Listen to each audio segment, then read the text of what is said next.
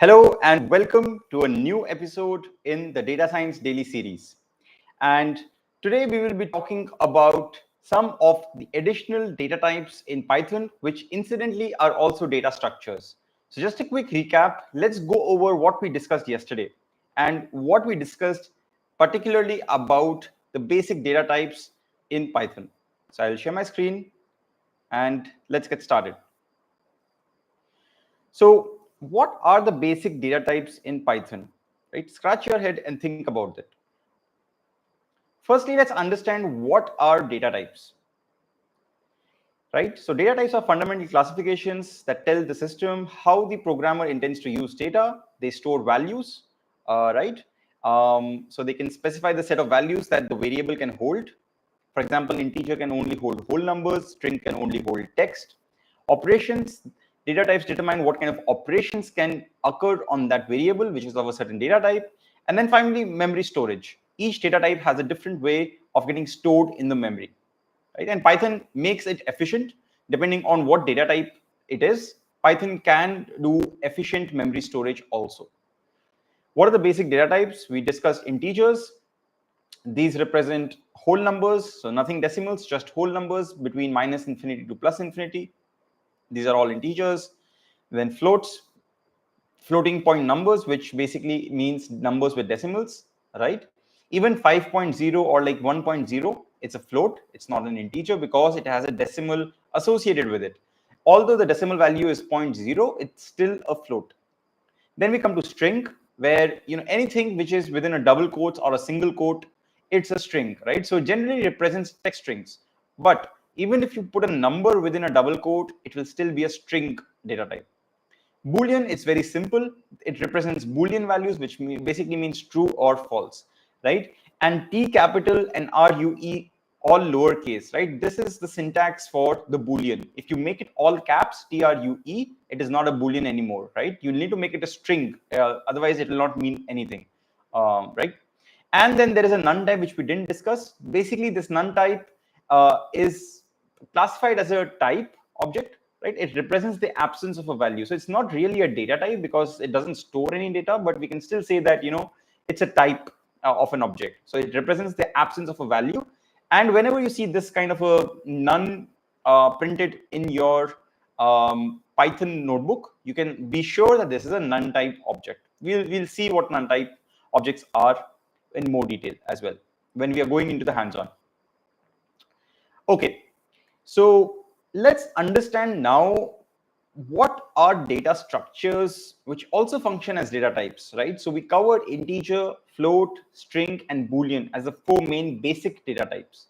Now there are four additional data types which are also incidentally data structures, right? So the ones that we just discussed so far were not data structures. The ones that we are going to discuss now are also data structures. So how can data structures be data types, right? What does this exactly mean? All right. So in Python, data types and data structures are related, but they serve different purposes, right? A data type defines the type of a data that a variable can hold and determines operations allowed on the data. However, data structure is actually organizing collections of data into a specific format, and it also offers efficient ways to access, add, remove, or manipulate that data. So data type is just a type of data. It's defining that, like what kind of a data that a variable can hold. And data structure is basically a collection of data, right? So if you think about integers are not collections of data. Similarly, floats are not collections of data. Strings are not collections, and Boolean values are also not collections. However, they are all data types. And we will shortly see what are the data structures, right? Each data structure basically is kind of a collection of data. And depending on what kind of data it can hold, right, what properties that particular data structure has, we can define it as a data type as well, because it's holding some kind of a data within it, right? So if you remember, going back to what were the definitions, the values aspect is defined by a data type, the operations are defined, and the memory storage. And each of these three verticals are also covered when you are talking about data structures. Okay, what are the key differences between a data type and a data structure? One is like data types are single, whereas data structures are collections of data. So a data type specifies the type of a single value, while a data structure organizes a collection of values. And in terms of operations, data types can dictate basic operations like arithmetic for numbers or string concatenation. Data structures provide more specific operations for adding, removing, even adding more elements, removing elements, searching, or even indexing, right? Or iterating through elements. Because each element in the data structure is a data type itself. It's a variable itself, right? It's kind of a data type itself, not a variable. It's a data itself. And in Python, some data structures like list, tuple, set, dictionary, which we are going to discuss today, are considered data types because they can store collections of data of different data types within them, right? Read this carefully. They can store collections of data of different data types within them, and they are also treated as single entities and can be assigned to variables and so on. So I hope you get the main idea why data structures can be considered as data types. And the main intuition is something for you to keep in mind. No one's going to ask you, right, most probably, that why are data structures also considered as data types, right? But it's important to understand this concept. Now, one more concept that I want you to understand is, what do we mean by immutable versus hashable? And I want to spend some time on this before we discuss the data structures, because this is a very often asked question in interviews. Which data types in Python are immutable, or which data types in Python are hashable? And you will see this kind of a question asked very frequently, and sometimes in some errors in Python scripts, you will also see that it's unhashable. So what does this mean actually? Immutable basically means that the elements of the data type cannot be modified. That means they cannot be added or removed after they have been created, right? So if you think about an integer, once you create an integer, right, you cannot really modify or add or remove that integer, right? Because it's just a basic data type, right? So basic data types, you cannot do these kind of an operations. However, if you're coming to data structures, in some data structures, you can actually add more elements, add more data in, you can remove certain data out, right? So that becomes mutable in that case, right? If you're able to do that after it has been created. But all basic data types, along with two data structures that we will discuss, tuples and frozen sets, are immutable. What do we mean by hashable? That's the second question. So a hash function is basically from cryptography, right? It's a versatile one-way cryptographic algorithm that basically takes in an input and maps it to an output. But the uniqueness is that, or the power is that, the input-output map is unique, right? And that, if you apply a hash function on an input, you get something called a hash value. And if an object is able to get a hash value, that is the output value, it is called it's hashable. That means it's unique in a way. You can think about it like that. All right. How does it relate this? How do we relate this concept to mutable, right? So all immutable data types in Python are hashable because, right, if you're talking about tuples, frozen sets, and even if you're talking about the basic data types, they are all hashable, right? There exists a hash function for them, right? With the exception of frozen set, right? Now, frozen set can be both hashable and unhashable. Why? Because a frozen set can have mutable data within it, or it can have immutable data within it, right? So the data that it is holding within it, if it is kind of an mutable data, right? So you can include mutable data types within a frozen set. If that is the case, then it is no longer hashable. If, however, it has immutable objects within it, then frozen set is also hashable, right? That means there is a very uniqueness to that particular frozen set, where if it is containing immutable objects, then it is hashable. So keep this in mind. This will become more clear, and I will keep repeating this through as we go through the data structures, right? And hashable objects must be immutable, right? So if an object is hashable, it has to be immutable, right? But if it is immutable, it need not be always hashable. So this is something you should keep in mind, right? And this is the main difference between immutable versus hashable. And this is a very frequently asked interview question. Let me recap this quickly. Immutable means that the elements of the data type, once that data type has been created, cannot be modified, added, or removed. All basic data types, the four that we discussed in the last session, along with tuples and frozen sets, are immutable, right? That's a given. Now, hashable is another property, right? Hashable basically means that an object is hashable if there exists a hash value for that, right? And all immutable data types in Python are hashable. However, Frozenset is an exception where it can be unhashable if it contains objects that can be modified, right? So it will no longer be hashable then. And hashable objects must be immutable. That's again a condition that holds true. Now let's switch gears and understand about the remaining data types in Python. And this is a very basic introduction to these four data structures. Let's start with list. Now, list is an ordered sequence of elements and it is mutable. That means it is changeable, right? There are two properties of list that we are talking about. A list is a data structure that is holding different kinds of data, right? And it is ordered and it is mutable. It can be modified.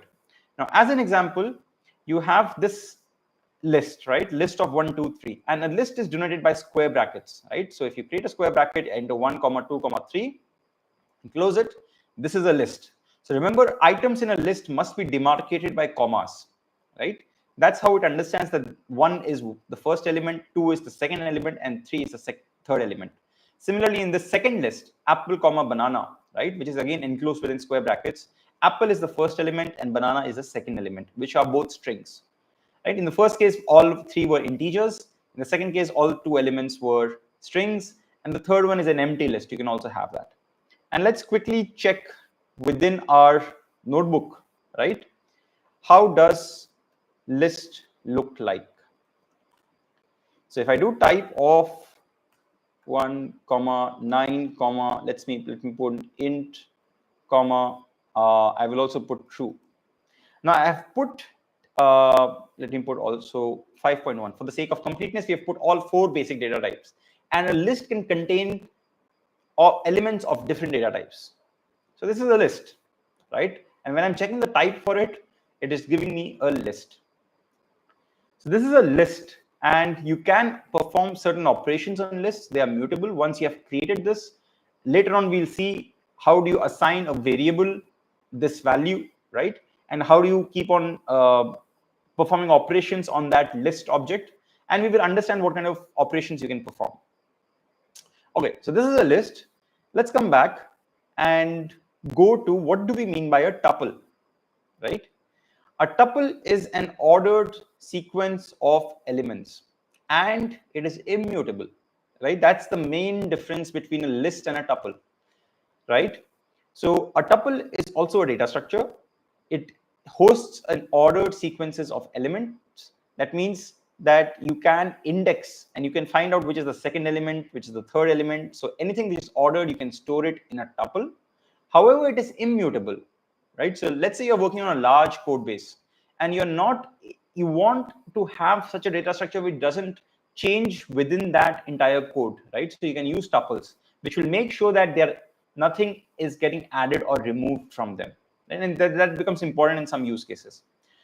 And it is denoted by parentheses. Unlike lists, which have square brackets, tuples have parentheses within it. And again, they can store multiple different data types, right? Elements of different data types can be stored. The only catch is it is immutable. So let's try this. Let me create a section for a tuple, right? And let's type of, right? So I have created a function type and brackets, and then within it I will create a tuple which will be opening another bracket and giving certain elements. Let me give the same elements that I gave in the list example, and this now becomes a tuple, right? All right, so this is a tuple. Now let's see if we can add a list within a tuple. We can, right? So tuples can hold lists. And let's see if we can add tuples within lists, right? So here I'm going and doing some experimentations. And basically, I'm trying to understand more. And it can, right? So lists can hold tuples as elements. Tuples can hold lists as elements, right? And this is very important for you to understand, right? Very, very interesting properties of these data structures should be kept in mind, right? You can try more and more experiments when you're trying to understand these data structures in a lot of detail. All right. Next, we come to the third data type, which is a set, right? Now, set is an unordered collection of unique elements, right? There are two properties now which have changed completely. It is a data structure. However, it is not ordered, right? There is no meaning of an order. So you cannot find out the second element, third element, and fourth element. You can see it, right? That these are the elements of that set, but you cannot index it saying this is the first, this is the second. There's no order. And it only has unique elements in it, right? So let's see what happens if I create a set, right? How can I create a set? One thing I can do is I can simply do this. Let's look at the type of this. When we have these kind of brackets, it is a set, right? But let's see what happens if I, so this is a set. It will print the set to me, right? But let's say I put 1, 1, 1, 1, 1, 1, 2, 2, 2, and 3. What do you think will happen? Now, these brackets basically are performing the operation of a set on this. So a set will default to only the unique elements. And if you press this, it will only return the unique elements of all the inputs that are within it. So only returns unique elements. That is a property of a set. And again, sets are mutable. They can be changed. Right? So far, we have discussed three data structures. Only tuple is immutable out of that. All right. So this is a set. Let's see what happens if I put a list within a set. Will it work? No, it doesn't work. And the type error we are getting is that it is an unhashable type. A list is unhashable, which we already know, right? So this gives us the insight that sets can only hold hashable elements of hashable data type, right? Okay, let's see what happens if we add a tuple instead, right? Tuple should be hashable, and it is hashable, right? So tuple works because it is hashable, and list doesn't work because it is unhashable. All right, so we have covered this very important concept within sets, right? Now let's go to another variety of a set, which is a frozen set. Now sets are mutable, but frozen sets are not. So for creating a frozen set, you need to mention this, right?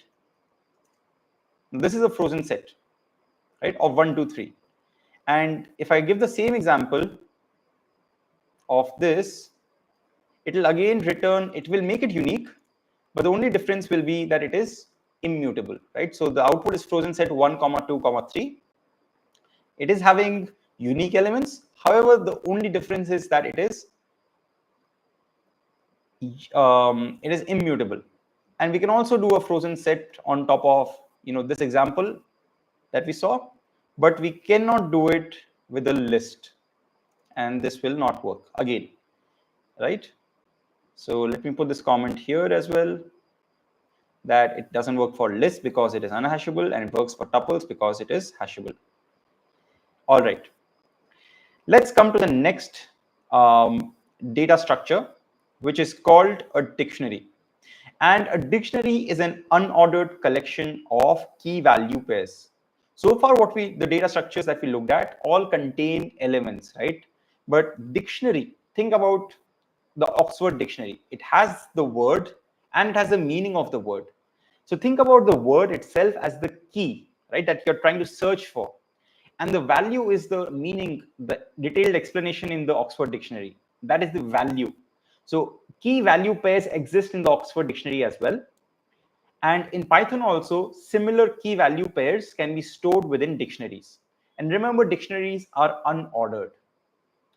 Now, the main goal of a dictionary is to retrieve the value for any key. So a dictionary will be of this format, right? Same brackets as a set. However, you need to mention the key, colon, the value, right? So this is the first kind of item in the dictionary. Name, colon, Alice. This is the first item. Age, colon, 30. This is the second item in the dictionary.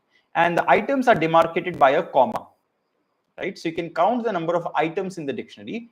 And one important thing here is that the keys must be hashable, right? We will shortly see an example of this. So let's come to a dictionary. Let's do a type first to understand. So type of 1, 2 was a set. However, if you do type of 1 colon 2, this becomes a dictionary, right? Let's do a better example, a more realistic example. Let's say class 1 got 90 scores on average, class 2 got 80 scores, and so on, right? So this is a dictionary, and this is the kind of data that you can hold. Now, what happens if, let me just copy paste this, right?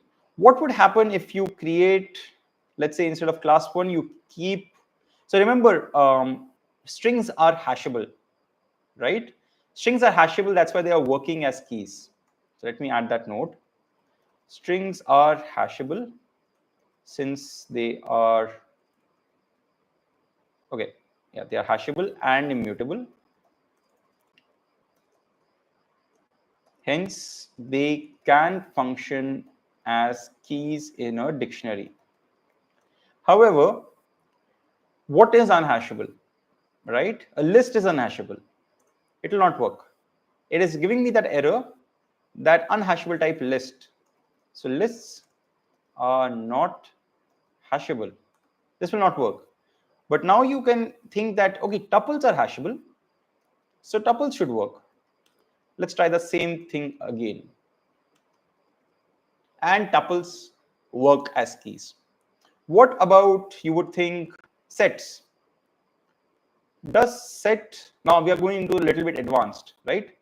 Sets are unhashable because they are not immutable. So that will not work, right? It is an unhashable type. However, if you create a frozen set, out of this, I'm getting into very edge use cases. You can still create a dictionary, right? So frozen sets are hashable, thus they can function as keys. Now, frozen sets can also be unhashable, right? And when does this happen? They become unhashable when they contain mutable objects, right? And we're getting into the advanced part now. So here 1 and 2, what we used earlier, these were integers and these are hashable, right? They're immutable. But if I put a list, right, with one element within it, it will become unhashable, right? So frozen set, this is unhashable. And this is a bit complicated, right? So take your time, go through this. This is just to demonstrate the basic concept. You need to understand the concept, right? The comments that I've noted down here. Make sure you are understanding that directly. And I will also be sharing this notebook in the comments. You can go through it at your own time. And this will always be available to you. Make sure you're understanding this in detail. So we have covered sets, dictionaries, lists, tuples. We have covered all the basic data types and the data structures in Python. At this point, you should be good enough to actually answer any question that comes related to data types or data structures, immutable versus hashable, is also should be very clear. And why are data structures functioning as data types should also be very clear to you. Now, let's come to the quiz.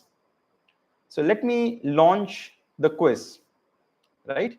And let's go through some questions for the list. So let me launch the right question. How do you represent a mutable ordered collection of items in Python which can include elements of different data types like 1, apple, true, 3.4? So it has to be mutable and it has to be ordered. Which is that data structure? Any thoughts?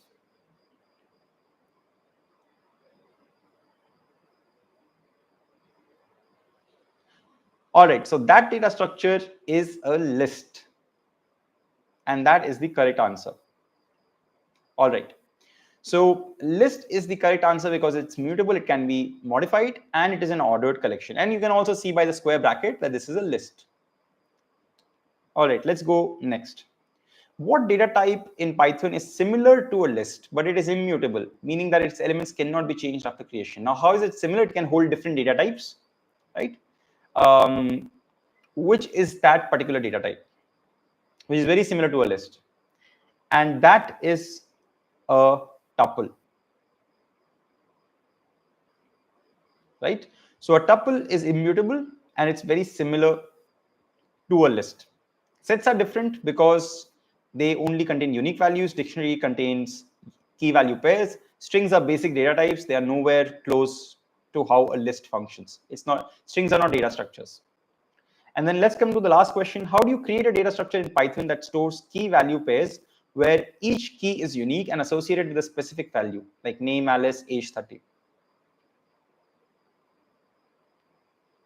And think about this, right? Is it a set or a dictionary? List and tuples are ruled out. Now, this is a dictionary. And that's the correct answer.